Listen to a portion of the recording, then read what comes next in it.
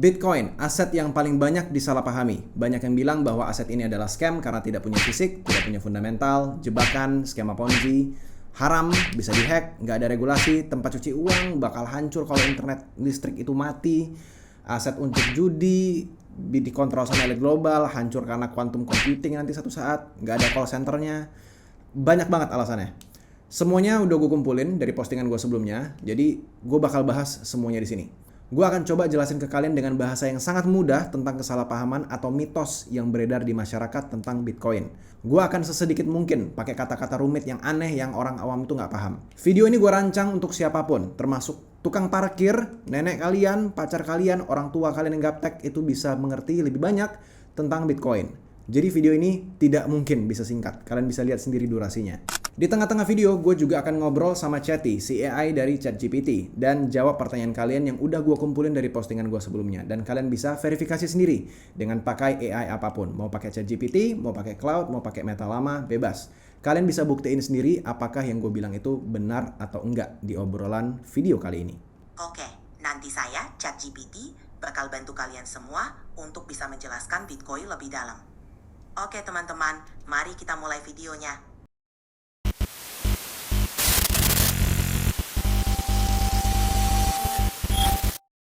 Halo semuanya, nama gue Josh Kultom. Selamat datang di channel gue pribadi. Kalau kalian suka dengan konten seperti ini, kalian bisa follow sosmed gue yang lainnya di Instagram dan TikTok dengan nama akun Josh Rafge. Gue mau kasih tahu kalian di sini sebelum gue masuk terlalu dalam ya. Semua info yang ada di sini itu adalah hasil riset pribadi gue. Gue dari lama pengen banget sharing ini ke kalian dalam bentuk yang entertaining. Produksi video seperti ini butuh modal bikinnya. Gue riset berjam-jam ya, tulis naskah lama, syuting, bayar editor, dan bikin thumbnail. Dan untuk ngebalance itu semua, video ini tuh ada sponsornya. Jadi kalian dapat informasi gratis, gue bisa upload video panjang buat kalian, ada brand yang bisa publikasi, dan semuanya happy. Gue juga bakal bagi-bagi hadiah dari kantong gue pribadi di segmen sponsor nanti. Jadi keep that in mind, oke? Tapi tenang aja, semua riset gue tidak berdasarkan sponsor sama sekali. Semuanya masih bersifat riset pribadi dan kalian bisa verifikasi sendiri dengan AI juga nantinya. Oke, kita mulai aja videonya. Gue harus ceritain sedikit mengenai kenapa Bitcoin itu dibentuk. Bagi yang udah pernah dengar cerita ini, tenang aja, gue jelasin singkat aja. Bitcoin itu diciptakan sama satu orang atau satu kelompok, namanya adalah Satoshi Nakamoto. Dan sampai sekarang kita nggak tahu siapa Satoshi itu sebenarnya. Dia itu anonim. Dia mengeluarkan satu dokumen berisi 9 halaman di tahun 2008 yang kita semua orang kripto sebutnya dengan white paper. Judul dari dokumen ini ya disebut sebagai Bitcoin, a peer-to-peer electronic cash system. Atau kalau gua translate menjadi Bitcoin, sistem cash elektronik orang ke orang. Maksudnya apa? Gini, jadi pada tahun 2008 terjadi yang namanya bank collapse besar-besaran di US. Ini dikarenakan karena bank meminjamkan uang yang sebenarnya mereka nggak punya uangnya sama sekali. Karena ada satu sistem yang namanya fractional reserve banking system. Semua bank di seluruh dunia itu pakai sistem ini ya, termasuk di Indonesia. Bank bisa pinjemin uang yang bahkan mereka sendiri itu nggak punya. Kedengaran bodoh, kedengaran aneh, dan kedengaran nggak mungkin ya. Tapi ini ya, cara bank dapetin duit itu seperti ini sebenarnya. Dari fractional reserve banking system. Kalian bisa tanyain aja AI kalau kalian nggak percaya. Ini sistemnya sudah dari lama banget. Kalau ada pegawai bank ya yang nonton video ini, kalian boleh bantu komen di bawah. Kejadian tahun 2008 ini sangat besar, sampai disebut sebagai krisis finansial global. Semuanya terjadi karena ketamakan dan kerakusan para bank yang muter-muterin duit kita di bank. Jadi kalian perlu tahu ya, dan ingat sekali lagi, kalian taruh uang kalian di bank, uang kalian tuh sebenarnya nggak ada di bank. Kalian nggak percaya sama gue, silahkan riset sendiri. Kita nggak bakal ngomongin itu di video ini. Lalu apa yang terjadi sama uang kita di bank ketika banknya kolaps? Ya nggak bisa diakses. Kalau kalian butuh duit dadakan, kalian harus tarik ataupun transfer uangnya, itu nggak bisa. Uang kalian bukan uang kalian lagi ketika kalian simpan di sebuah bank. Dan fun fact, kalian nggak bisa transfer uang ratusan juta begitu aja dari satu rekening ke rekening yang lain. Apalagi ke bank yang berbeda. Padahal itu uang kalian sendiri. Ada limit per hari untuk transfer uang. Kalaupun kalian bisa, itu biasanya kalian ditelepon dulu sama pihak bank. Mungkin orang menengah ke bawah nggak ngerasain masalah ini, oke? Tapi kalian bisa bayangin nggak yang dialamin sama kelas menengah ke atas, di mana mereka mau transfer miliaran, transaksi ke luar negeri. Ini tuh nggak akan mungkin bisa dilakukan, apalagi dengan bank dengan waktu yang sangat cepat. Dan mereka juga akan terkena lagi fee atau biaya-biaya tambahan. Tidak ada aset apapun di dunia ini yang kalian bisa transfer ke orang lain dalam jarak yang sangat jauh, dalam waktu singkat tanpa perantara institusi seperti bank, kurir, broker, ataupun notaris. Kalian tetap butuh yang namanya perantara. Dari semua masalah yang dari tadi gue ceritain, Bitcoin itu nyelesain semua masalah tadi. Ini fundamental paling utama dari Bitcoin. Tertulis sangat jelas di dokumennya yang ditulis sama Satoshi tadi. Sistem cash dari orang ke orang. Kalau perlu gue tambahin ya di judulnya Satoshi, tanpa butuh perantara. Jadi beneran dari cuman orang ke orang doang. Nggak butuh izin apapun di tengah-tengahnya. Wah, kalau fundamentalnya gitu doang, kenapa sekarang dijadiin alat investasi gitu, ya kan? Ini adalah pertanyaan yang sebenarnya sangat bagus. Yes, Bitcoin melenceng sedikit dari judul yang dibuat sebenarnya sama Satoshi. Tapi justru inilah yang membuat kenapa Bitcoin tetap ada sampai sekarang dan gak akan mungkin mati. Gini, gue jelasin kenapa. Kalian perlu tahu, Bitcoin ini tuh ada 2 produknya.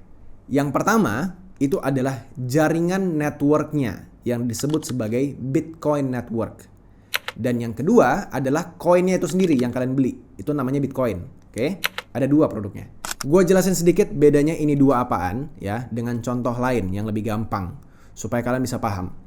Gue jelasin dulu Bitcoin Network ya. Mungkin orang awam itu nggak begitu mengerti. Tapi kalau kita misalnya buka Instagram ya, kalian main Instagram, kalian bisa DM-an sama orang-orang teman-teman kalian gitu. Kalian kirim pesan, kalian upload video, kalian komen di foto orang, scrolling reels gitu banyak banget berjam-jam. Aplikasinya itu berjalan bukan dengan dirinya sendiri, bukan dengan karena HP kalian punya internet doang, bukan. Maksudnya gini, kalau gue mau buat Instagram, like literally bangun aplikasinya, ciptain aplikasi Instagram, gue harus punya yang namanya server ya. Server ini tuh bentukannya kayak gini. Kayak komputer-komputer dengan banyak kabel. Gunanya server ini apa?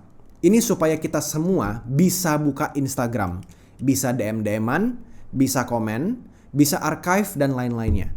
Jadi kalau kalian komen di Instagram, scrolling Instagram ya, kalian itu bukan buka network yang di satelit, di langit, enggak, bukan. Ya. Kalian itu literally masuk ke dalam server Instagram yang di-share secara publik. Kalian itu masuk ke komputer yang tadi itu, yang ada kabel-kabel banyak tadi itu. Kalau ini bangunan servernya gue bakar, Instagram itu bakal down, gak bakal berfungsi, gak akan bisa dipakai. Dan gak ada yang bisa akses datanya sampai gak tahu kapan ya mereka berapa lama perbaikinya. Yang pasti sangat lama. Kalaupun balik, mungkin akan banyak data yang hilang. Semua data kita yang ada di Instagram itu disimpan hanya di satu tempat terpusat yang sentral. Hanya satu perusahaan yang ngatur server ini. Semua website yang kalian pakai, mau Instagram, YouTube ini yang kalian nonton, Facebook, Google, Apple, semuanya itu punya servernya sendiri. Ya, mereka punya bangunan komputernya itu sendiri dengan kabel-kabelnya. Begitu juga dengan bank. Mereka juga punya servernya masing-masing. Biar akun A bisa transfer duit ke akun B. Begitu pula sebaliknya ya. Kebayang ya harusnya sampai sini ya. Apapun aktivitas yang kalian jalankan di internet itu punya server. Kalian berinteraksi sama literally komputer fisik yang ada kabelnya yang nggak tahu lokasinya itu ada di mana. Semua server ini bisa beroperasi dan terus berjalan karena menjalankan server ini menguntungkan untuk perusahaan. Mereka bayar listrik, mereka beli komponen komputer, mereka beli kabel dan lain-lainnya. Itu semua terbayarkan ya modalnya dengan produk Facebook, Instagram, Google, ataupun bank. Pokoknya gampangnya gini. Orang yang mau ngejalanin server itu, nyalain colok listrik supaya server itu tetap jalan, itu karena mereka untung. Hanya itu intinya. Nggak mungkin ada perusahaan yang mau jalanin server secara gratis dalam jangka panjang kalau nggak ada untungnya. Karena itu butuh listrik, butuh hardware, butuh modal untuk ngejalaninnya. Nah, Bitcoin Network ya, network bukan koinnya, tapi networknya. Itu pakai konsep yang sama sebenarnya dengan server tadi.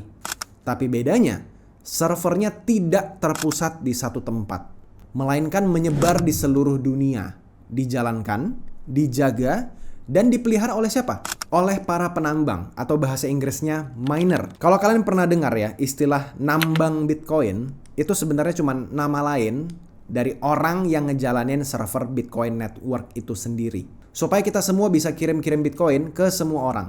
Ya, itu cuman nama keren doang sebenarnya yang bikin semua orang itu bingung ya, menambang Bitcoin. Itu padahal cuman ngerunning servernya doang sebenarnya. Lu dan gua, kita semua bisa jadi penambang Bitcoin, ngejalanin servernya untuk terus jalan. Tapi masalahnya, kenapa ada orang yang mau jalanin servernya? Sesimpel, karena jalanin server Bitcoin itu menguntungkan. Alasannya sama persis, seperti perusahaan Instagram mau jalanin servernya mereka.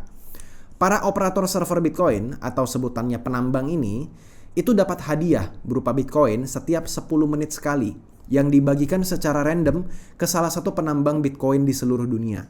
Siapa nih yang kasih rewardnya? Jawaban sederhananya adalah sistemnya itu sendiri. Itu emang sistemnya Bitcoin aja seperti itu. Emang dari codingnya seperti itu. Itu emang sistem Bitcoin yang diciptakan sama si Satoshi Nakamoto tadi. Dan ini tuh udah saklek, nggak bisa diubah. Kok Josh bisa yakin banget gitu, nggak bisa diubah? Yakin itu nggak bisa dihack atau nggak bisa dibuat gitu satu penambang jadi dapat Bitcoin lebih banyak? Ya gue bisa bilang ya sangat-sangat yakin gitu. Tapi gue jadi harus ceritain sedikit tentang blockchain, gue jadi harus ceritain tentang hal-hal yang lebih rumit dengan jargon-jargon yang gue cukup yakin gak mau denger ya. Gue harus ngebahas hash rate dan segala macamnya. Tapi gini aja, supaya gampang aja dan kalian bisa lebih paham. Pakai aja pemikiran gini, kalian bayangin aja, harga satu Bitcoin per video ini dibuat, itu hampir 1 miliar rupiah. Ya. Kalau emang itu bisa dihack, supaya ada penambang bisa dapetin lebih, atau hacker bisa dapat lebih banyak, pertanyaan gue, kenapa sejak tahun 2009, sejak hari pertama network Bitcoin itu berdiri, selalu sampai sekarang tahun 2024, 15 tahun kemudian, itu belum pernah ada Bitcoin network itu dihack. Lah, itu gimana Josh yang kemarin kejadian kasus exchange dihack, itu gimana? Ya, sabar. Itu bakal gua jelasin nanti di belakang. Itu penjelasannya beda lagi. Kalian bakal dapetin jawaban kalian di belakang. Bitcoin network itu belum pernah dihack. Dan Bitcoin adalah network paling besar di dunia karena jumlah penambang yang luar biasa banyak. Kalian bayangin aja ya, Google ya yang udah berjalan sampai sekarang selama 26 tahun itu nggak mati-mati sampai sekarang ya. Well, sebenarnya ada sih mati beberapa kali, cuman matinya bentar banget. 26 tahun beroperasi ya, dan servernya tuh cuman ada di beberapa tempat doang. Sementara Bitcoin itu servernya literally ada di seluruh dunia. Ada di hampir semua negara. Kalian hancurin satu negara, itu Bitcoin network masih jalan. Kalian bakar setengah bumi, itu Bitcoin network masih jalan. Kalian bakar itu satu bumi, ya, satu bumi ini kita bakar semua, tapi masih ada satu laptop yang menyala ngejalanin servernya Bitcoin, ya Bitcoin nggak akan mati. Jadi apakah Bitcoin itu networknya bisa mati? Ya bisa, tapi di kebanyakan kasus dunianya kiamat duluan. Jadi kalau kalian tanya, apakah Bitcoin itu ada fisiknya? Ya, nggak ada. Kalau kita ngomongin secara fisik yang bisa dipegang gitu, kayak misalnya mikrofon ini, nggak bisa. Tapi apakah fisiknya bisa dilihat? Bisa. Semua transaksi Bitcoin ada tercatat di semua server Bitcoin yang tersebar di seluruh dunia. Oke, setiap 10 menit sekali itu diupdate. Otomatis. Kalian bisa cek website namanya btcscan.org. Itu semua transaksi Bitcoin dari tahun 2009 sampai sekarang, itu semuanya tercatat dan terus diupdate secara real time. Kalau koin Bitcoin itu tadi gue bilang fisiknya tidak bisa dipegang tapi bisa dilihat. Kalau Bitcoin network itu gimana? Apakah ada fisiknya? Ya, itu tadi para operator server atau para miner itu fisiknya beneran ada wujud aslinya yang bisa kalian pegang yang ngejalanin networknya. Mereka ini adalah para miner yang bekerja layaknya perusahaan biasa yang menjaga supaya Bitcoin network itu tidak akan pernah mati. Mereka semua jalanin secara independen tanpa keterikatan satu sama lain. In fact, gue berani bilang di sini bahwa Bitcoin server adalah server terbesar di seluruh dunia dan kita semua bisa join kalau kita mau. Gimana nih kalau misalnya satu dunia listriknya tiba-tiba mati, internet tiba-tiba mati, ya. Nggak usah kita ngomong jauh-jauh Bitcoin lah, ya. Uang kalian yang di bank itu juga nggak akan bisa kalian tarik. Saham kalian itu juga nggak ada harganya. Emas kalian yang kalian beli secara online itu juga nggak ada harganya. Semua yang digital itu emang pasti mati. Cuman emas fisik lah yang emang bisa disimpan di bawah kasur gitu yang berharga. Tapi apakah itu akan terjadi? Lalu gimana akhirnya kalau misalnya listriknya menyala kembali? Ya internet ya nyala lagi. Network saham ya menyala lagi. Network Bitcoin ini juga nyala lagi seperti biasa gitu. Jadi alasan orang yang bilang Bitcoin gak ada harganya kalau internet mati, itu sama aja kayak kalian bilang saham, reksadana, uang di bank, emas yang kalian beli secara aplikasi digital, ya itu hilang semua. Masalahnya, kapan itu akan terjadi? Dan apakah kalian nggak berpikir kalau misalnya para penambang yang punya aset triliunan rupiah itu tidak akan melakukan apa-apa untuk mengantisipasi ini terjadi? Apakah kalian berpikir teknologi kita nggak akan bersiap-siap untuk hal itu akan terjadi? Oke, kita udah ngomongin tentang Bitcoin Network. Lalu gimana tentang koinnya itu sendiri, si Bitcoin yang punya nilai duit? Bitcoin ini emang benar punya nilai duit, tapi kenapa ada duitnya? Apakah dia cuma naik cuma karena let's say skema Ponzi? Apakah Bitcoin ini tuh judi? Ini cuma sebenarnya kesalahpahaman dari banyak banget orang yang menyamakan bahwa Bitcoin itu sama seperti cryptocurrency yang lainnya. Kalian perlu tahu, kalau sekarang itu ada ribuan bahkan mungkin aja ratusan ribu koin di luar sana selain Bitcoin. Dan semuanya mencoba untuk ngalahin Bitcoin ya dengan marketing dan narasi seperti itu. The next Bitcoin, Bitcoin killer ya. Apakah itu akan terjadi? Tidak. Tidak akan pernah. Kenapa gitu? Sebenarnya jawabannya ada banyak ya. Ada kompleks banget, bisa jadi satu video lagi. Tapi yang paling gue suka dari semuanya adalah karena pencipta Bitcoin itu menghilang dan kita tidak tahu dia itu siapa. Dia bahkan tidak pernah menggerakkan isi dompetnya sejak tahun 2009. Kalian perlu tahu ya, awal-awal Bitcoin itu ada, tahun 2009, itu Bitcoin emang beneran gak ada harganya sama sekali ya. Bahkan sampai dulu ada website yang elu bisa literally masuk ke websitenya, elu bisa minta Bitcoin gratis. Elu bahkan bisa juga dapetin Bitcoin secara gratis hanya gara-gara daftar satu exchange gitu. Senggak ada harganya itu Bitcoin dulu.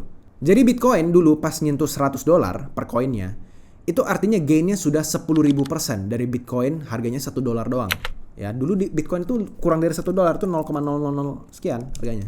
Murah banget. Tapi walaupun sudah melewati sebanyak itu perkembangan harga Bitcoin, Satoshi nggak pernah sama sekali menggerakkan isi dompetnya. Bahkan sampai sekarang di tahun 2024, di mana Bitcoin Satoshi belum pernah bergerak dalam jumlah besar. Gue cukup yakin kalau kita tahu siapa itu Satoshi sebenarnya, harga Bitcoin tuh nggak akan setinggi ini, ya, nggak akan setinggi hari ini.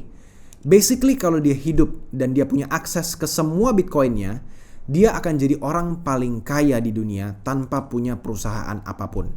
Hilangnya dan diamnya dompet Satoshi menjadi sebuah simbol kalau Bitcoin itu adalah milik bersama, milik kita semua. Satoshi adalah orang paling dicari di seluruh dunia dan nobody knows dia itu siapa. Sejago apapun ya FBI, CIA nangkepin orang-orang di zaman sekarang, Satoshi sampai sekarang nggak pernah bisa ditemukan. Apakah dia masih hidup? Kita nggak tahu. Tapi gini, kalaupun dia masih hidup, dia juga nggak akan bisa ngubah sistem Bitcoin sama sekali. Dia nggak bisa nambahin Bitcoin ke dalam dompetnya sendiri, ya, atau ke dalam dompet orang lain. Nggak bisa. Alasannya sederhana. Segampang karena yang pegang servernya itu udah bukan dia lagi, tapi udah semua orang di seluruh dunia. Dia harus pegang minimal setidaknya 51% server di seluruh dunia untuk bisa ngubah kode Bitcoin doang, ya. Apakah bisa? Tidak mungkin. Terlalu besar. Emangnya sebesar apa sih, Jos? Lu kok ngomong server Bitcoin ini gede banget, ya? Kalian bayangin. Server Google, server Microsoft, server Apple, server Facebook, server Instagram, ya. Itu yang udah gue sebutin tuh besar-besar semua, ya. Sudah bayangin tuh semuanya?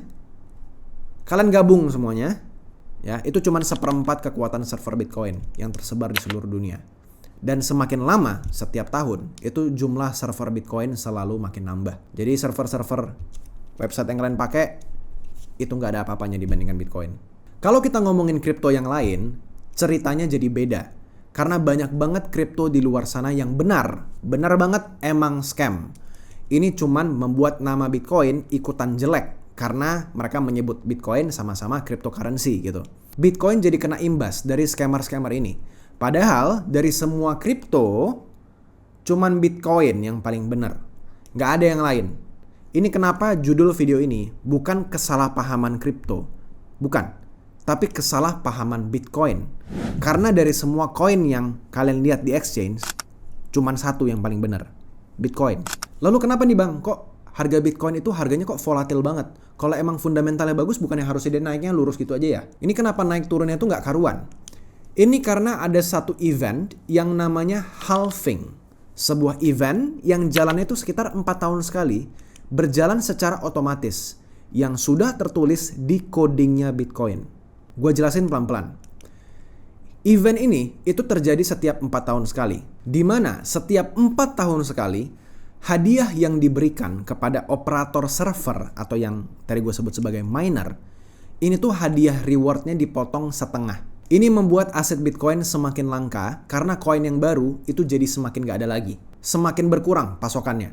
Sementara jumlah orang yang pakai networknya itu sama atau malah makin nambah dari tahun ke tahun. Oke, mungkin banyak dari kalian yang masih belum kebayang juga ya. Kalimat halving itu emang agak aneh. Tapi gue coba jelasin dengan kata lain. Gue ganti kata Bitcoin menjadi kata emas. Cuman contoh doang ya. Harusnya kalian paham.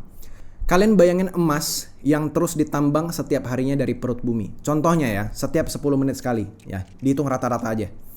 Ada 50 kg emas yang keluar dari dalam bumi. Itu kita akumulasiin dari satu dunia ya. Semua perusahaan tambang emas itu setiap 10 menit sekali keluar 50 kg. Tapi somehow setiap 4 tahun sekali produksi emas itu berkurang setiap 10 menit yang tadi itu. Jadi yang 4 tahun lalu itu 50 kg, sekarang dia cuma jadi 25 kg. Lalu 4 tahun berikutnya yang tadinya 25 kg sekarang jadi 12,5. Dan 4 tahun kemudian lagi itu cuman sampai 3,125 kg. Jadi cuman 3 kilograman aja setiap 10 menit sekali. Ini artinya emas itu semakin langka tiap tahunnya. Menurut kalian, harga emas bakal naik nggak kalau misalnya emas makin langka? Ya, pasti naik karena emas dianggap berharga dan dia itu semakin langka. Ini persis seperti Bitcoin. Bedanya sama emas, semakin tahun teknologi makin canggih dan emas yang digali itu bisa semakin banyak ke depannya. Kalau Bitcoin, semakin canggih teknologi kita untuk menambang Bitcoin, nggak akan semakin banyak Bitcoin yang tertambang. Akan tetap sama. Ini membuat Bitcoin jauh lebih langka daripada emas. Jadi ketika ada event halving itu terjadi ya, yang setiap 4 tahun sekali itu, harga Bitcoin itu naik gila-gilaan dan sampai ke titik harga yang sebenarnya sudah melebihi dari harga normalnya atau harga wajarnya. Tapi malahan justru di saat-saat seperti ini, kripto-kripto yang lain yang kecil-kecil yang mungil-mungil itu ikutan naik juga. Ribuan persen, bahkan puluhan ribu atau bahkan ratusan ribu persen dalam waktu singkat. Kok bisa? As simple as karena kapitalisasi pasar koin kripto yang lain itu masih sangat mungil. Oke, kalau gue ngebahas kapitalisasi pasar, kalian pasti bakal bingung kalau yang nggak ngerti finance. Intinya gini, koin-koin yang lain itu emang masih sangat kecil, sehingga gampang banget untuk dipom-pom ribuan persen dengan uang yang sedikit gitu. Kira-kira kayak gitu.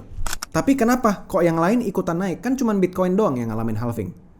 Sesimpel karena marketing koin-koin yang lain. Ya, as simple as marketing doang. Dan banyak yang ngomongin. Gara-gara hype doang. Gara-gara namanya sama-sama cryptocurrency. Karena koin-koin yang kecil-kecil ini terbang, ya, akhirnya muncullah berita tentang kripto di mana-mana. Oh, kripto, sini kripto, sana kripto gitu. Koin Doge puluhan ribu persen terbang gitu. Koin Luna, wah tiba-tiba puluhan ribu terbang. Influencer di negara masing-masing itu semua ngomongin kripto. Artis-artis semua ngomongin kripto. Semua orang FOMO, ya, gak mau ketinggalan dan beli harganya di pucuk. Lalu apa yang terjadi? Ya, semua orang itu sudah beli. Nggak ada lagi pembeli baru.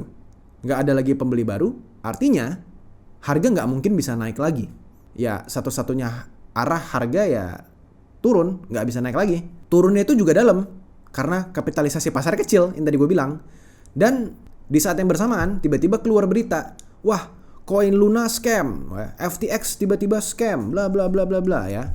Nah, berita-berita kayak gini itu membuat Bitcoin dinobatkan oleh banyak orang sebagai scam, sebagai judi, dan nggak punya fundamental. Karena banyak orang yang tidak mengerti aset-aset yang lain, tapi ikut-ikutan beli. Yang padahal kalau mereka hold Bitcoin ya, di pucuknya banget itu tahun 2021, mereka tunggu aja sebenarnya 2,5 tahun, itu udah balik lagi. Bahkan profit sebenarnya. Dan kebanyakan orang yang kalian dengar-dengar di Twitter, di Facebook, atau tetangga kalian itu, mereka tuh beli aset kripto ini, atau bahkan gak usah kripto lah, investasi lain, itu pakai uang panas. Entah minjem duit mama, entah dia pakai duit buat cicilan rumah bulan depan, dan berharap kayak tiba-tiba dia kaya raya, dan macam-macam. Gue sama sekali ya gak rekomen kalian beli aset investasi apapun yang bisa naik turun, bahkan termasuk saham sekalipun, kalau kalian masih ada utang dalam bentuk apapun. Jangankan Bitcoin. Beli saham aja itu banyak yang bilang judi. Ya, saham yang udah jelas regulasinya itu banyak yang bilang judi. Apakah Bitcoin itu Ponzi? Harganya naik gara-gara banyak yang beli. Ya kalau kita ngomong semua harga naik gara-gara banyak yang beli, berarti emas juga Ponzi, perak juga Ponzi, saham juga Ponzi. Semua aset itu Ponzi. Kalau saham kan bang ada perusahaannya, dia itu valuasinya naik terus gara-gara dia bisa ngasih kita dividen gitu misalnya. Iya benar, saham seperti itu. Kalau emas gimana emangnya? Apakah emas itu kita simpan di brankas, dia naik gara-gara dia bekerja buat kita? Apakah emas itu ngasih kita dividen? Kan enggak, dia cuma diam doang di brankas, nggak ngapa-ngapain. Gimana dengan perak? Gimana dengan berlian? Gimana dengan perhiasan yang kalian simpan juga? Apa bedanya? Itu kan juga investasi. Gue di sini bukan mau menjelek-jelekkan investasi lain, bukan mau membanding-bandingkan. Tapi maksud tujuannya ini adalah, gue mau ngasih tahu ke kalian, kalau ketakutan kalian terhadap Bitcoin, terkadang membuat kalian itu lupa kalau aset yang lain itu kurang lebih punya kelemahan yang sama. Bitcoin itu fundamentalnya jelas, di mana kalian bisa memindahkan dana yang sangat besar dari diri kalian ke tempat lain tanpa butuh izin dari perantara siapapun. Kalian nggak bisa gitu naik pesawat ya, pindah ke negara lain, lewatin bandara, bawa 5 kg emas di tas kalian. Itu nggak mungkin bisa, kalian pasti langsung ditangkap. Kalian juga nggak bisa bawa rumah kalian yang ada di Jakarta, pindahin ke Bali. Nggak bisa, kalian cuma bisa bawa suratnya doang, kertasnya doang. Itu nggak ada harganya. Kalian nggak bisa bawa uang 1 miliar cash lewat bandara, nggak bisa juga. Tapi kalau Bitcoin, bisa. Dan gue sudah pernah melakukannya. Gue literally bawa semua harta gue, ngelewatin bandara, ngelewatin benua, hanya lewat satu device berbentuk flash disk, yaitu namanya cold wallet. Ini beda cerita lagi ya. Nah, kalau flash disk gue itu hilang gimana? Ya, nggak masalah. Selama gue masih simpan passwordnya di kepala gue, yaitu akses harta gue semuanya masih ada. Gitu, gue bisa pakai komputer kalian di rumah dan gue bisa ambil semua Bitcoin dari komputer kalian. Selama gue masih punya passwordnya di kepala gue, komputer manapun itu bisa jadi duit. Gue bisa tarik Bitcoinnya. Cuman di kripto lah ini bisa dilakukan. Bukan emas, bukan properti, bukan saham, bukan aset apapun yang kalian bisa sebutin. Cuman kripto. Itu doang Jos, fundamentalnya. Cuman bisa kirim duit jarak jauh gitu. Ya, technically tujuan utamanya sebenarnya emang itu. Fundamental lainnya adalah Bitcoin adalah aset yang bisa ngelawan inflasi. Sesimpel karena uang fiat yang kita pakai sehari-hari itu terus dicetak tanpa batasan. Jumlah uang yang beredar itu akan terus naik hingga tidak terhingga. Kalian bisa cek sendiri chartnya. Ini chartnya, ya. Ini pencetakan uang US dollar. Ya, kalian bisa cek rupiah. Kurang lebih chartnya sama, cuman garis lurus doang, tegak lurus, ya. Ini adalah jumlah uang yang beredar. Terus dicetak, tidak pernah berhenti. Ini membuat nilai mata uang itu sendiri nggak ada lagi harganya. Kalian sadar kan? Indonesia itu mata uang kita itu nolnya tuh banyak banget. Kita tuh pernah hiperinflasi di tahun 98. Uang kita itu ada uang 100.000. Itu nolnya banyak banget kalau kalian bandingin sama negara lain. Kalian tunjukin uang 100.000 ke negara luar, itu mereka ketawa ngeliat uang kita. Itu sama aja kayak kita ngeliat uang Zimbabwe gitu ya. Kita bisa ngeliat Zimbabwe punya uang 1 lembar 100 triliun Zimbabwe dolar. Kita ngelihatnya itu lucu karena Zimbabwe dalam tanda kutip gagal dalam menjaga mata uang mereka. Mereka ngalamin hiperinflasi. Kalian kira Indonesia berhasil jaga mata uang kita sendiri dengan nol sebanyak itu di mata uang kita? Sangat beda dengan fiat ya yang dicetak tanpa batas. Bitcoin itu cuma ada 21 juta koin yang tertulis di kodenya. Gak bisa nambah. Gak ada hacker yang bisa nambah. Ubah-ubah itu gak bisa. Lalu apakah Bitcoin itu haram untuk orang muslim? Nah ini nih. Ini menjadi perdebatan yang paling sering gue dengar di Indonesia. Tapi karena gue non-Islam, gue sangat rekomen kalian nonton video Ulama Buya Yahya di video link di deskripsi di bawah. Oke? Kalau dari yang gue tangkap di video itu, beliau lebih mengarahkan kita semua untuk mendengarkan rekomendasi daripada pakar ekonom dunia. Yang dimana pada saat itu, pada saat videonya diupload, yaitu tanggal bulan Januari 2024, banyak para ekonom yang sepakat kalau Bitcoin itu belum ada regulasinya dan belum ada rekomendasi yang jelas.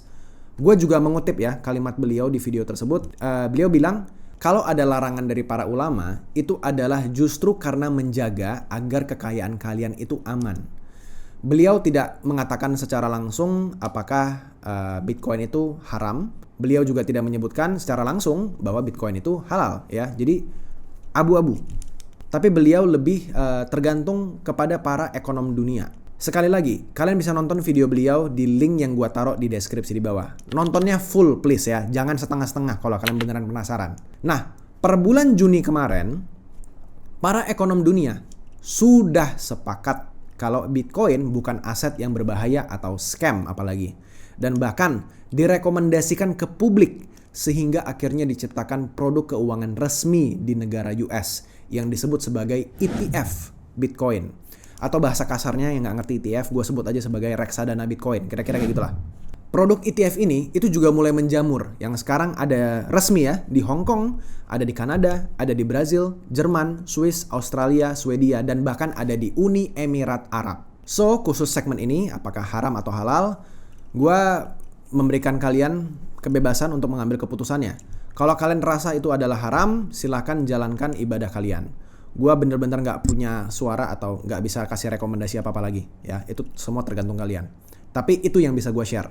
Kalau kalian ada pertanyaan mengenai pakar ekonom dunia ya yang terjadi sekarang, update itu kayak gimana mengenai regulasi Bitcoin, silakan tulis aja di kolom komentar di bawah. Gua akan coba jawab sebisa gua ya. Tapi kalau pertanyaan kalian, apakah Bitcoin itu ilegal di Indonesia? Jawabannya tidak. Bitcoin itu sangat-sangat legal di Indonesia dan sudah dikategorikan sebagai aset digital. Tapi kalau kalian jadiin Bitcoin sebagai mata uang untuk beli barang di Indonesia, ya ini ilegal, tidak bisa. Ini sama aja kayak kalian beli properti di Indonesia tuh nggak bisa kalian pakai dolar. Kalian nggak bisa beli mobil gitu pakai emas batangan, nggak bisa. Itu ilegal. Walaupun emas itu ada nilainya, itu ilegal. Kalian juga nggak bisa bayar uang kuliah kalian pakai lembar saham, nggak bisa. Semuanya harus di-convert dulu menjadi rupiah. Mata uang yang legal di negara ini. Baru diterima dan dianggap sah oleh negara. Bitcoin masih dianggap sebagai aset, bukan mata uang resmi Indonesia. Layaknya aset yang lain kayak saham, emas, perak, berlian, minyak, bahkan mata uang yang lain juga, dolar, yen, yuan, rubel, segala macamnya. Itu nggak bisa kalian masukin sebagai alat tukar untuk jual beli, untuk beli barang sehari-hari gitu. Nggak bisa, itu ilegal. Oke, gue sudah menjawab kesalahpahaman beberapa aja tentang Bitcoin ya. Bitcoin nggak punya fisik, Bitcoin itu nggak punya fundamental, Bitcoin itu jebakan, skema Ponzi, haram, nggak ada regulasi, hancur kalau internet dan listrik mati. Dan sisa kesalahpahamannya kita bakal tanyain sama ChatGPT, oke? Biar lebih asik sama entertaining, biar lebih santai, biar gue nggak komat-kamit terus-terusan. Tapi sebelum kita mulai, seperti yang gue bilang tadi di awal video, gue bisa bikin video sepanjang ini karena produksi video ini dibantu. Kalau sampai kalian merasa sudah terjawab rasa penasarannya tentang Bitcoin dan tertarik untuk beli, kalian bisa beli Bitcoin di exchange BitTime, sebuah exchange dari Indonesia yang sudah diawasi oleh Bapepti, legal dan sangat resmi di Indonesia. Kalian bisa deposit rupiah pakai BCA, Mandiri, BRI, CIMB, OVO, QRIS, Dana, dan Doku Wallet. Dan enaknya di sini ya, kalian bisa beli Bitcoin mulai dari cuman 10 ribuan aja. Jadi nggak ada alasan untuk siapapun nggak bisa beli Bitcoin lagi. BitTime juga punya fitur auto earn Bitcoin dengan bunga per tahun 5%. Jadi selain kalian beli Bitcoin dan cuman diam doang Bitcoinnya, ini kalian dapetin bunga lagi tambahan 5% per tahun. Selain karena harga Bitcoinnya naik karena kalian hold lama, kalian dapat profit tambahan dari fitur auto earn ini. Di sini juga ada koin-koin lain yang influencer kripto sering omongin, kayak misalnya Hamster, Cathy, Dox, Ondo, Kaspa, Render, Tron, Ton, dan lain-lainnya ya. BitTime adalah salah satu exchange lokal yang paling cepat listing koin-koin hype. Dan walaupun video ini hanya gua ngomongin tentang Bitcoin aja, tapi di BitTime juga sangat lengkap kriptonya. Luar biasa banyak. Jadi kalau kalian mau coba untuk diversifikasi sedikit ya, selain Bitcoin, kalian bisa beli yang lain. BitTime juga kasih cashback 50% untuk 50 orang pertama yang pakai kode referral gua yaitu JosRafG. Dan minimal sudah jual beli aset senilai 200.000. Untuk syarat dan ketentuannya udah gua cantumin linknya di bawah. Mudah banget ya, gampang banget. Dan bonus dari gua pribadi ya, gua akan kirimkan 150 ribuan atau $10 ke 2 akun random yang sudah daftar BitTime, sudah verifikasi, dan sudah trading minimal 200.000 juga. Jadi kalian cukup komen aja di bawah nama akun ID BitTime kalian dan tambahin kata rahasia Bitcoin kuning. Pemenang bakal dipilih 14 hari sejak video ini diupload di kolom komen. Dan khusus yang ini nggak wajib 50 orang pertama, siapapun bisa masuk. Sekali lagi, semua bonus yang gue sebutin cuma bisa kalian dapetin kalau kalian pakai kode referral gue, JosRafG. Linknya gue taruh di bawah juga. So, thank you BitTime sudah mendukung channel ini biar video panjang seperti ini bisa diproduksi. Kita lanjut ke videonya. Kita ngobrol sama Chetty. Oke, kita sudah sampai di segmen berikutnya. Sekarang kita akan ngomong beberapa hal kesalahpahaman yang lain mengenai Bitcoin ya, yang udah gue kumpulin di sini pertanyaannya. Gue kasih tahu dulu, di sini kita bakal bahas lebih banyak tentang hacking, tentang elit global ya, gimana kalau elit global mengontrol Bitcoin. Terus ada tentang call center Bitcoin, ada bilang Bitcoin sebagai tempat pencucian uang, gimana kalau quantum computing menghancurkan Bitcoin, dan kemunculan Satoshi Nakamoto. Gimana kalau akhirnya dia menjual semua Bitcoinnya gitu ya. Yang kita bakal bahas, kita bakal ngobrol langsung sama Chetty. Oke, kita nyalain si Chetty supaya dia bisa dengar kita. Halo Chetty, apa kabar? Nih kita bakal mulai podcastnya ya. Halo sayang, kabar baik nih. Siap banget buat mulai podcastnya? Gimana persiapan di sana? Oke, kita mulai aja ke pertanyaan pertama. Chetty, ini ada yang nanya mengenai Bitcoin. Apakah Bitcoin pernah dihack sebelumnya? Oke, bayangin Bitcoin itu seperti uang digital. Dia nggak punya bentuk fisik, kayak uang kertas atau koin, tapi punya nilai dan bisa dipakai buat beli barang. Nah, Bitcoin itu aman karena dia disimpan dalam sistem digital yang sangat terlindungi, semacam berantas digital. Meskipun Bitcoin itu sendiri aman, tempat kami menyimpannya bisa saja berisiko. Jadi penting untuk menyimpan Bitcoin kamu di tempat yang aman. Oke, Bitcoin pernah dihack nggak sebelumnya? Bitcoin itu sendiri belum pernah dihack. Sistemnya sangat kuat dan aman. Oke. Yang pernah kejadian adalah beberapa exchange atau tempat Oke, jual beli Bitcoin yang di... Chetty, berarti gue mau menekankan di sini ya guys, exchange itu yang dihack, bukan Bitcoinnya. Jadi kayak misalnya si pegawainya salah taruh password atau passwordnya ditaruh sembarangan, ataupun ada hacker yang masuk ke dalam server exchange-nya gitu ya, bukan Bitcoinnya. Oke, kita masuk ke pertanyaan kedua ya. Ini ada concern dari beberapa penonton, dia bilang gimana kalau misalnya ternyata yang bikin Bitcoin ini adalah elit global, gimana kalau ternyata elit global itu mengontrol Bitcoin, gimana kalau misalnya Bitcoin itu dikontrol sama mereka, dan kalaupun iya, apa yang mereka lakukan sekarang terhadap Bitcoin gitu. Gini, Bitcoin diciptakan oleh seseorang atau sekelompok yang bernama samaran Satoshi Nakamoto. Hingga kini, identitas asli Satoshi masih misterius. Tapi satu hal yang pasti, Bitcoin dirancang supaya enggak dikontrol oleh satu pihak atau kelompok tertentu. Bitcoin bersifat terdesentralisasi, artinya tidak ada satu entitas pun yang memegang kendali penuh. Kalaupun ternyata ada pihak besar yang mencoba mengontrol, mereka akan kesulitan. Karena untuk mengubah sistem Bitcoin, mereka perlu meyakinkan mayoritas jaringan pengguna yang tersebar di seluruh dunia. Dan sejauh ini, nggak ada bukti nyata bahwa ada elit global yang mengendalikan Bitcoin.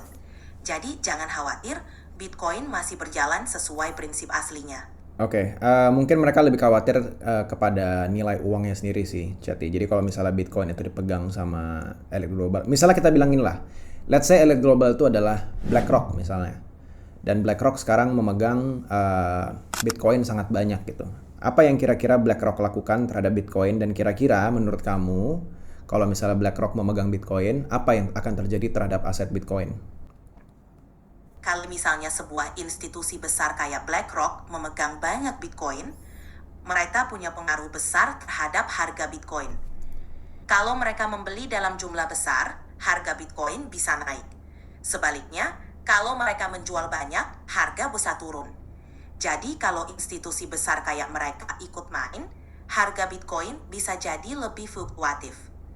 Namun, ini juga menunjukkan bahwa semakin banyak pihak besar yang percaya sama Bitcoin sebagai aset. Jadi, meskipun mungkin bikin harga naik turun, keikutsertaan institusi besar juga bisa dilihat sebagai tanda positif. Oke, berarti elit global itu memegang Bitcoin atau dia nge-hold Bitcoin dalam jumlah sangat banyak, itu sebenarnya itu adalah hal yang positif berarti ya, bukan hal yang negatif terhadap Bitcoin berarti ya? Iya betul. Kalau elit global atau institusi besar memegang banyak Bitcoin, itu bisa dianggap positif. Oke, sekarang gue mau nanya nih, kalau misalnya nih ya, misalnya Bitcoin dipegang sama elit global, misalnya dipegang sama BlackRock gitu, itu bukannya artinya malah seharusnya kita membeli aset itu juga gitu, karena kan mereka ikutan beli, mereka bakal ngedorong harganya untuk terus naik. Apakah membeli Bitcoin itu adalah sebuah ide yang bagus malah? Ini menarik. Ketika institusi besar seperti BlackRock mulai investasi di Bitcoin, itu bisa jadi sinyal kalau mereka melihat potensi pertumbuhan jangka panjang. Kalau kamu ikut beli, kamu bisa mendapatkan keuntungan kalau harga Bitcoin terus naik. Tapi ingat juga, investasi selalu ada risikonya. Pastikan kamu paham risikonya dan siap dengan fluktuasi harga yang bisa terjadi kapan saja. Ya, benar sekali. Jadi nggak cuman Bitcoin ya teman-teman ya. Kalian beli saham juga gitu. Ya, itu saham juga harganya fluktuatif, bisa naik bisa turun. Kalian bisa beli di harga pucuk, tiba-tiba harganya turun, terus kalian jual ya kalian rugi gitu. Tapi kalau kalian hold jangka panjang ya, dan dia terus-terusan naik, ya bakal gitu. Itu semua investasi kayak gitu. Ya, jadi jangan kalian beli Bitcoin terus bulan depan dia turun gara-gara ada berita perang, terus kalian jual. Ya, bukan kayak gitu caranya ya. Tapi kalian hold jangka panjang. Berapa lama? Setahun, 2 tahun, 3 tahun, 4 tahun, 5 tahun. Kalau perlu 10 tahun. Ya, itu minim sekali kemungkinan kalian rugi. Itu hampir tidak mungkin bisa gue bilang. Ya, investasi apapun yang penting fundamentalnya jelas. Ya, Bitcoin itu fundamentalnya jelas. Betul sayang. Investasi yang baik memang harus berpikir jangka panjang. Kalau kamu yakin dengan fundamental Bitcoin, tahan lama bisa jadi strategi yang tepat. Sama kayak nanam pohon. Butuh waktu buat tumbuh dan berbuah. Investasi juga begitu, perlu kesabaran dan keyakinan. Yang penting selalu riset dan paham dengan apa yang kamu investasikan. Ya, benar. Ya, sama kayak nanam buah tadi ya. Kalian misalnya tanam jagung gitu. Ya, kalau misalnya masih muda gitu, belum ada buahnya, terus kalian langsung cabut ya, rugi kalian. Kalian harus nunggu ada buahnya dulu ya. Betul yang tadi dibilang sama Ceti. Oke, kita lanjut ke pertanyaan selanjutnya, Ceti.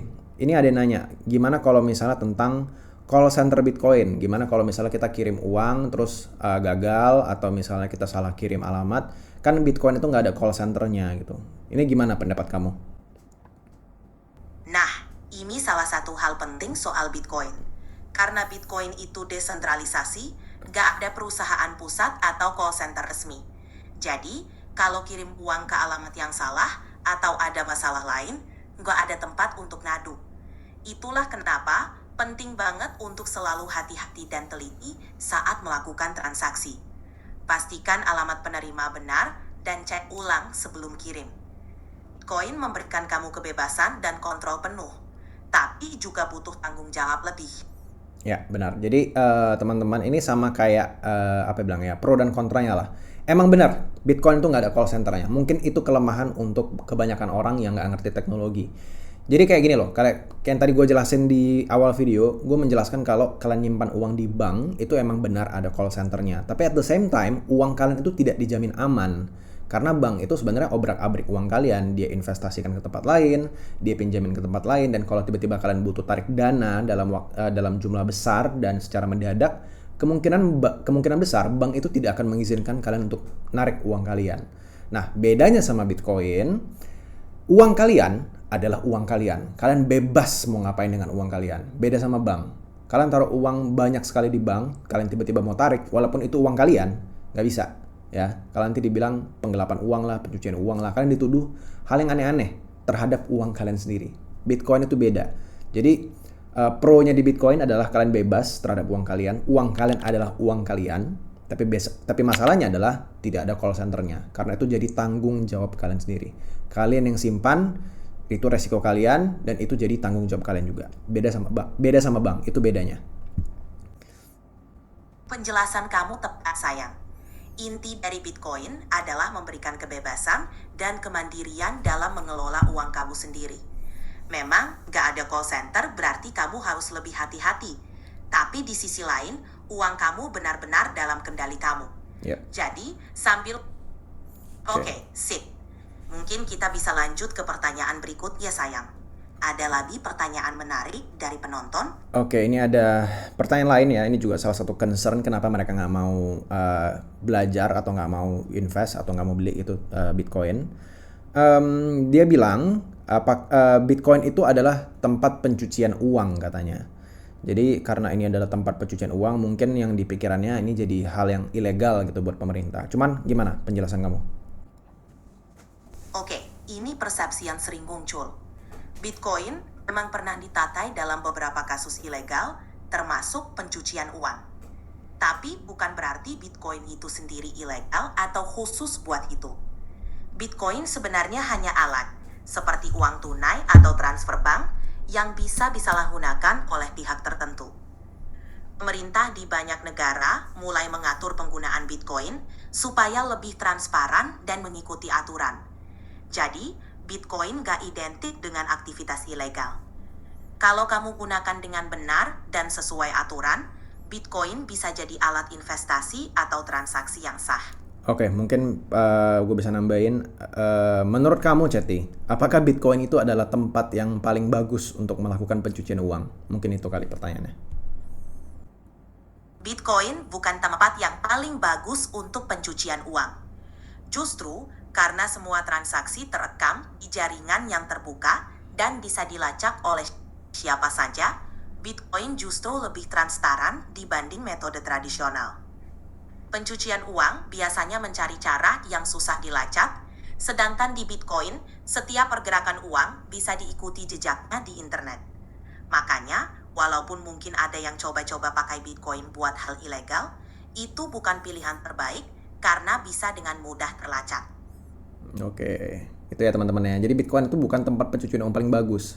Tempat kalian nyuci uang paling bagus itu adalah pakai duit kertas ya, uang fiat yang kalian pakai di dompet. Itu adalah tempat pencucian uang paling bersih karena nggak bisa dilacak.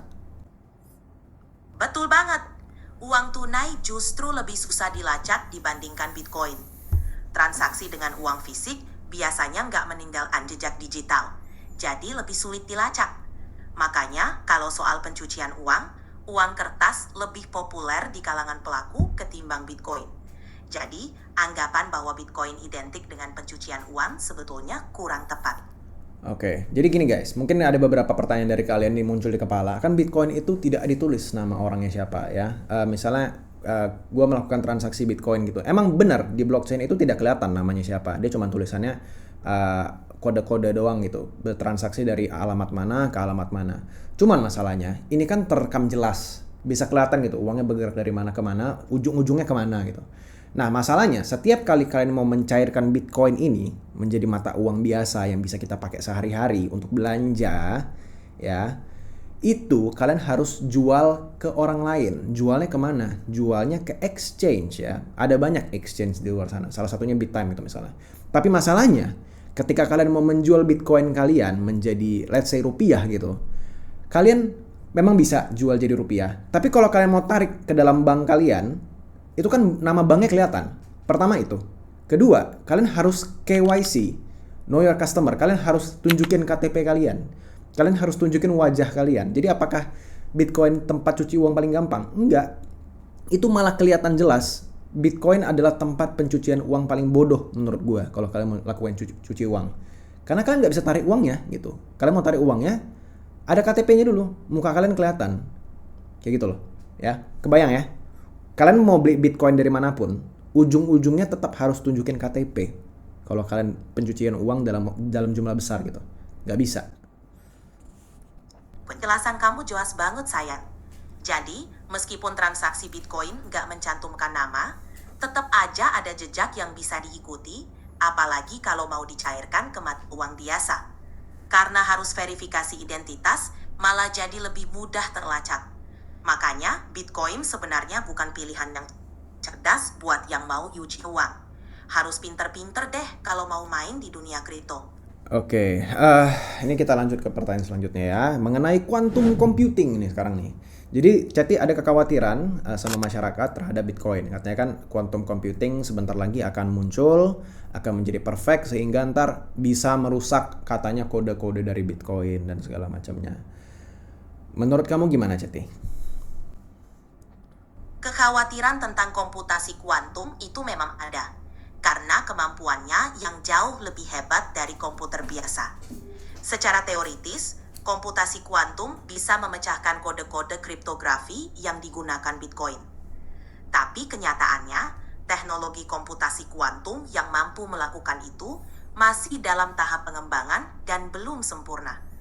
Lagi pula, komunitas kripto sudah sadar akan potensi risiko ini dan sedang mencari solusi.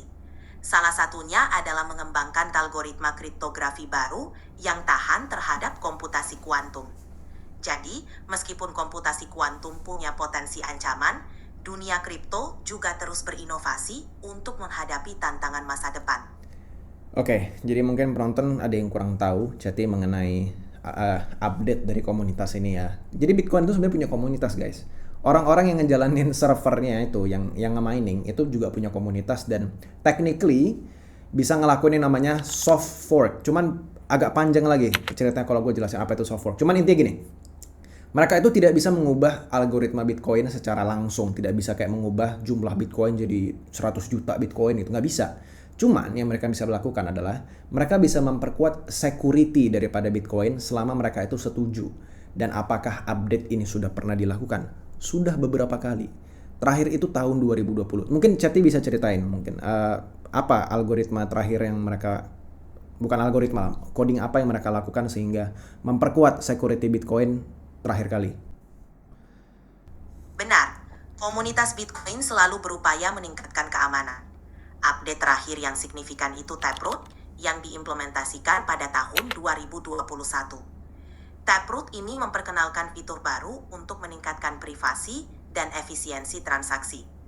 Dengan Taproot, transaksi Bitcoin bisa lebih tersembunyi dan hemat uang di blockchain, sehingga lebih sulit untuk membedakan jenis transaksi. Ini adalah contoh bagaimana komunitas terus berinovasi untuk menjaga keamanan dan integritas Bitcoin. Jadi, meskipun ada tantangan baru, komunitas siap beradaptasi. Oke, kalau gue bahas lebih dalam lagi mengenai quantum computing dan gimana caranya Bitcoin itu bisa jadi lebih aman, sebenarnya kita bisa melakukan update wallet. Cuman jadinya teknis banget, gue cukup yakin kalian gak ada yang tertarik. Tapi intinya adalah, quantum computing kalaupun ntar muncul, teknologi kita untuk mengantisipasi itu pasti juga sudah ada. Dan komunitas kripto ini bukan orang-orang miskin. Komunitas Bitcoin ini bukan orang-orang miskin. Ini triliuner yang punya. Mereka juga mau menjaga harta mereka dan mereka aware dengan quantum computing ini. Jadi kalau misalnya antar quantum computing ini sudah ada, akan muncul yang namanya Bitcoin wallet quantum computing resistant gitu. Pasti bakal ada. Kira-kira gimana Ceti? Apakah itu memungkinkan kita bakal punya wallet yang tahan terhadap komputer kuantum suatu saat? Sangat mungkin. Komunitas Bitcoin selalu siap beradaptasi dengan perkembangan teknologi. Kalau komputasi kuantum benar-benar menjadi ancaman, para pengembang pasti akan mencari cara untuk menciptakan wallet yang tahan terhadap komputasi kuantum. Ini bisa dilakukan dengan mengembangkan algoritma kriptografi baru yang lebih kuat. Lagi pula, sejarah Bitcoin menunjukkan kalau komunitasnya selalu inovatif dalam menghadapi tantangan baru. Jadi jangan khawatir, perkembangan teknologi akan terus berjalan seiring dengan inovasi keamanan di dunia kripto. Oke, ini juga ada sih pertanyaan. Mungkin ini gue tambahin dikit ya dari quantum computing ya. Apakah quantum computing bisa merubah codingnya Bitcoin menjadi misalnya tadi 21 juta gitu, terus tiba-tiba jadi 100 juta? Atau misalnya apakah dia bisa membuat semua kripto Bitcoin itu menjadi pindah semua ke satu wallet? Apakah itu mungkin, Ceti? Secara teori, komputasi kuantum memiliki kemampuan untuk memecahkan algoritma kriptografi yang digunakan Bitcoin. Namun, untuk bisa mengubah kode Bitcoin atau memindahkan semua koin ke satu wallet, itu sangat tidak mungkin. Ini karena Bitcoin didesain sangat aman dan terdesentralisasi dengan jaringan pengguna yang sangat besar. Untuk mengubah aturan dasar Bitcoin, termasuk jumlah total koin, diperlukan kesepakatan dari mayoritas jaringan yang hampir kalian paham lah ya maksud dia ya. Maksudnya itu nggak mungkin, itu basically mustahil untuk dilakukan gitu loh. Kalau kalian mengubah coding-codingnya itu nggak bisa, kalian harus punya server 51% untuk bisa mengubah coding Bitcoin doang. Dan apakah itu mungkin? Tidak mungkin bisa ya. Server Bitcoin itu terlalu besar. Lebih besar daripada yang tadi gue bilang, Google, Microsoft, apa segala macam digabung. Itu cuma 1/4 dari server Bitcoin doang. Jadi quantum computing itu bukan masalah teman-teman. Ya, itu cuma mitos, kesalahpahaman doang. Oke, kita masuk ke pertanyaan selanjutnya. Ini, gimana kalau misalnya nanti Satoshi Nakamoto tiba-tiba muncul? Halo, aku Satoshi Nakamoto. Apa yang akan terjadi sama Bitcoin? Nah, ini pertanyaan yang sering muncul. Kalau Satoshi Nakamoto tiba-tiba muncul, itu pasti bikin heboh di dunia kripto. Sebagai pencipta Bitcoin, Satoshi punya pengaruh besar, terutama karena dia punya banyak Bitcoin yang belum pernah dipakai. Tapi kemunculan Satoshi belum tentu berpengaruh negatif. Malah, bisa jadi membawa klarifikasi dan perkembangan positif. Yang jelas, dunia kripto takkan siap menghadapi apapun yang terjadi. Oke, gini mungkin pertanyaan dari mereka mungkin lebih kepada kalau misalnya gimana Satoshi ngejual semua Bitcoinnya. Nah, Kalau Satoshi Nakamoto menjual semua Bitcoinnya, dampaknya bisa signifikan. Pasar mungkin panik dan harga Bitcoin bisa turun tajam karena jumlah yang dijual sangat besar. Tapi sejujurnya ini skenario yang nggak mungkin. Satoshi punya sekitar 1 juta Bitcoin dan menjual semuanya sekaligus akan menghancurkan nilai kekayaannya sendiri. Sebagai pencipta, Satoshi mungkin lebih peduli pada keberlangsungan Bitcoin daripada keuntungan jangka pendek. kalian bisa bayangin gak sih kalau misalnya ternyata gini deh, ternyata gua Satoshi gitu misalnya. Gua Satoshi dan wah gua punya 1 juta Bitcoin gitu. Gua bisa menjual semuanya dan gue jadi orang paling kaya di dunia. Kalian bayangin aja ya, kalian bayangin aja di kepala kalian Satoshi dan semua orang nggak tahu. Terus kalian, oke, gue mau jualan deh, gue capek dengan kerja biasa, gue mau jual aja, gue mau doxing, gue mau nama gue tiba-tiba terkenal, oke? Kalian bayangin, kalian mau ngelakuin itu, terus kalian mendaftar ke exchange, terus kalian kasih KTP kalian, terus kalian gerakin dompet kalian dari Satoshi itu ke exchange. Kira-kira kalian bakal diburu orang nggak sih? Itu tuh nggak mungkin, bukan nggak mungkin, bisa aja. Cuman itu hal yang sangat bodoh dilakukan. Nggak mungkin Satoshi dengan Bitcoin sebanyak itu dia mau doxing, itu nggak mungkin. Itu pertama. Kedua, oke, let's say dia bilang lah, let's say dia bodoh orangnya, oke.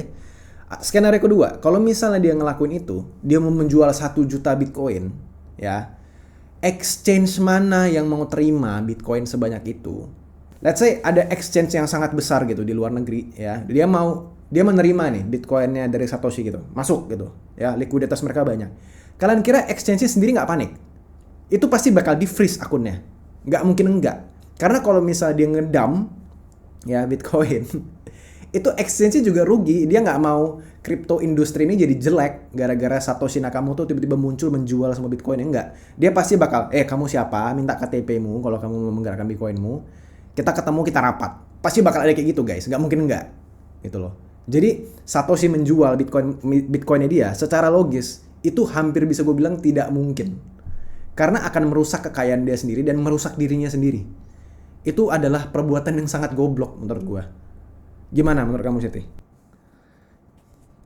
Iya, bener banget sayang. Jual Bitcoin sebanyak itu sekaligus nggak realistis, tapi juga merugikan diri sendiri. Satoshi pasti paham betul soal ini. Selain itu, Satoshi juga dikenal sangat bijaksana dan visioner, terbukti dari cara dia merancang Bitcoin. Jadi, nggak mungkin dia akan melakukan langkah yang bisa mengacaukan ekosistem yang sudah dibangunnya dengan susah payah.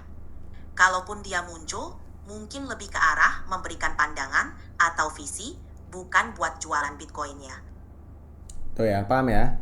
Dan ini adalah pertanyaan terakhir. Ini katanya Bitcoin itu lambat katanya. Nah, gimana lah menurut kamu, Siti? Memang, Bitcoin dianggap lambat dibanding beberapa kripto lain. Transaksi Bitcoin butuh waktu sekitar 10 menit untuk dikonfirmasi. Ini karena Bitcoin lebih mengutamakan keamanan dan desentralisasi. Setiap transaksi harus diverifikasi oleh banyak penambang, makanya perlu waktu. Tapi komunitas Bitcoin terus berupaya meningkatkan kecepatan, contohnya dengan pengembangan teknologi seperti Lightning Network. Dengan Lightning Network, transaksi bisa terjadi lebih cepat dan murah tanpa mengebankan keamanan. Jadi, meski Bitcoin lebih lambat, selalu ada usaha untuk membuatnya lebih efisien tanpa mengurangi keunggulan utamanya. Oke, coba kamu ceritain dulu sedikit aja pendek mengenai Bitcoin Lightning Network. Itu bisa berapa transaksi per detik? Bitcoin Lightning Network adalah solusi untuk mempercepat transaksi Bitcoin. Dengan Lightning Network, transaksi bisa dilakukan off-chain, yaitu di luar jaringan utama Bitcoin, sehingga jauh lebih cepat. Jaringan ini mampu menangani ribuan hingga jutaan transaksi per detik, berbeda jauh dengan jaringan Bitcoin biasa yang hanya sekitar 7 transaksi per detik. Ini membuat transaksi jadi lebih cepat dan biaya lebih murah, cocok untuk pembayaran sehari-hari. Oke, sekarang mungkin bisa kali ya, biar bisa penonton bisa ngebayangin seberapa cepat itu transaksinya. Kamu coba ceritain Visa sama Mastercard itu kecepatan transaksinya berapa dibandingin sama Lightning Network Bitcoin? Visa dan Mastercard mampu menangani sekitar 1.700 transaksi per detik, bahkan bisa lebih dalam kondisi puncak. Sedangkan Bitcoin Lightning Network bisa menangani ribuan hingga jutaan transaksi per detik. Jadi, Lightning Network punya potensi kecepatan yang jauh melampaui jaringan pembayaran tradisional seperti Visa dan Mastercard. Oke, itu aja ya teman-teman ya. Jadi miskonsepsi atau kesalahpahaman mengenai Bitcoin ini emang banyak banget ada di luar sana. Cuman di video ini gue mencoba untuk menjawab semuanya dalam satu video, nggak dipisah-pisah. Jadi semoga video ini bermanfaat ya. Jadi sekali lagi thank you buat yang udah nonton sampai habis dan thank you BitTime udah nge-sponsori video ini.